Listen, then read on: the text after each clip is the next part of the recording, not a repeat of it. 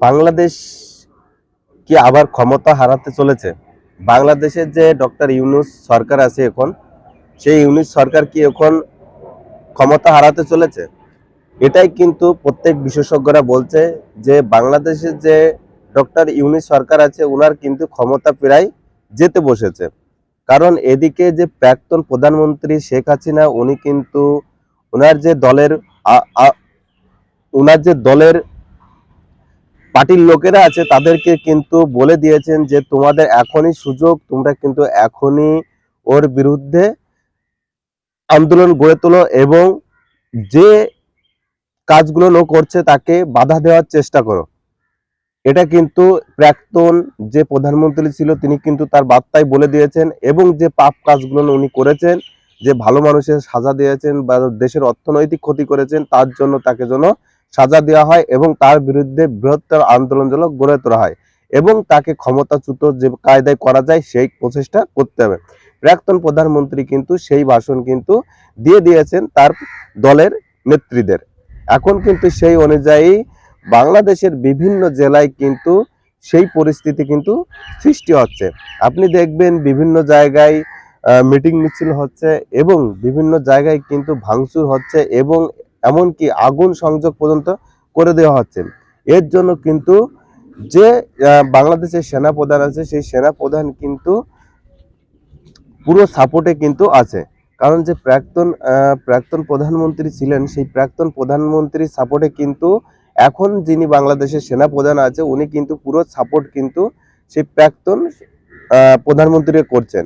কারণ উনি জানেন যে ইউনিশ সরকার বা দেশ চালাতে পারবে না, উনি দেশ চালাতে পারবে না, এই জন্য জেনে বুঝে উনি কিছুদিন আগে কিন্তু বাইরে গিয়েছিলেন, বাইরে একটা কান্ট্রিতে, সেই জায়গায় মিটিং মিছিল করার পরে ফির উনি ভারত হয়ে কিন্তু নিজের দেশে ফিরেছে এবং ভারতে আমাদের যেসব নেতাগোতারা আছে বড় লেভেলের ওনাদের সাথে কিন্তু কথাবার্তা হয়েছে, ওনাদের সাথে কিন্তু মিটিং মিছিল হয়েছে কিভাবে যে প্রাক্তন প্রধানমন্ত্রীকে তার নিজের জায়গায় আবার বসানো যায় সেই প্রচেষ্টা কিন্তু চালিয়ে যাচ্ছে।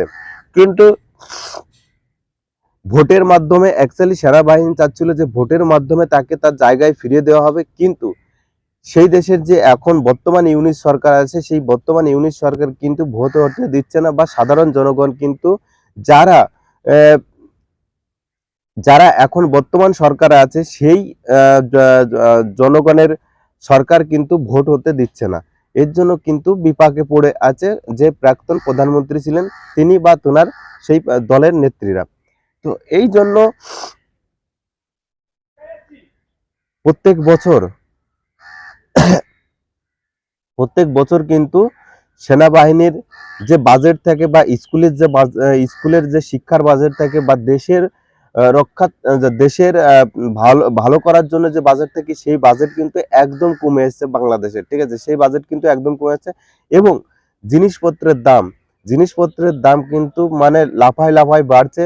যে চাল আগে ছিল 50-60 টাকা কেজি, সেই চাল কিন্তু এখন নাই নাই করে 100-150 টাকা কেজি হয়ে গেছে, ঠিক আছে, মানে কিছু কিনে খাওয়ার মতন কিন্তু আর সেই দেশের পক্ষে পরিস্থিতি হচ্ছে না। যে পেঁয়াজ আগে 50 টাকা ছিল সেই পেঁয়াজ এখন 200-300 টাকা কেজি হয়ে গেছে। তো সেই দেশের মানুষের পক্ষে কিন্তু কিনে কাটে খাওয়া বা যা সাধারণভাবে জীবনযাপন করা সম্ভব হয়ে পড়ছে না। এই জন্য কিছু কিছু মানুষ যে যারা ভালো বোঝে দেশের বা ভালো করতে চায় তারা কিন্তু বলে দিয়েছে যে আমরা এই সরকারকে পাল্টাতে চাই, আগে যে সরকার ছিল সেই সরকারকে চাই। অতএব আপনারা বুঝতে পেরেছেন যে সরকার চেঞ্জ হতে চলেছে এবং এর সাথে যে জড়িত যে এখন যে সরকার আছে সেই সরকার কিন্তু পাকিস্তান সরকারের সাথে বন্ধুত্বপূর্ণ সম্পর্ক এবং পাকিস্তান ওনাদের যখন বাংলাদেশ স্বাধীন হয়েছিল সেই সময় কিন্তু পাকিস্তান বাংলাদেশের বিভিন্ন মা বোনেদের ধর্ষণ করেছে এবং বিভিন্ন অত্যাচার কিন্তু বাংলাদেশের উপর করেছে, তবুও এই 19 সরকার সেই পাকিস্তান পন্থীদের মানুষদের সাপোর্ট করে এবং এর জন্য কিন্তু প্রাক্তন প্রধানমন্ত্রীর খুব রাগ। তাছাড়াও কি হচ্ছে রে বলা হচ্ছে তো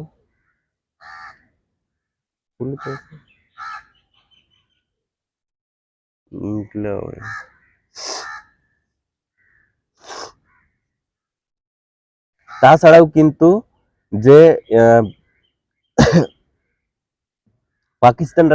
পাকিস্তানি যারা জঙ্গি বা টেরোরিস্ট তারাই কিন্তু বাংলাদেশ হয়ে ভারতে প্রবেশ করছে, এবং ভারতে প্রবেশ করার ফলে কিন্তু ভারতের মধ্যে বিশৃঙ্খলা তৈরি হচ্ছে। এবং পাকিস্তানের যে টেরোরিস্ট বা জঙ্গি গোষ্ঠী তারা কিন্তু বাংলাদেশে এসে তাদের একটা দল তৈরি করছে, এবং দল তৈরি করে তারা আবার সেই দলকে আবার ভারতবর্ষে প্রবেশ করাচ্ছে, এবং ভারতবর্ষে প্রবেশ করার পরে সেই তারা ভারতবর্ষে প্রবেশ করে তারা আবার ভারতবর্ষের যে সাধারণ মানুষ আছে তাদের মগজ ধোলাই করছে। এইভাবে কিন্তু ভারতবর্ষের মধ্যে একটা অশান্তি সৃষ্টি করছে।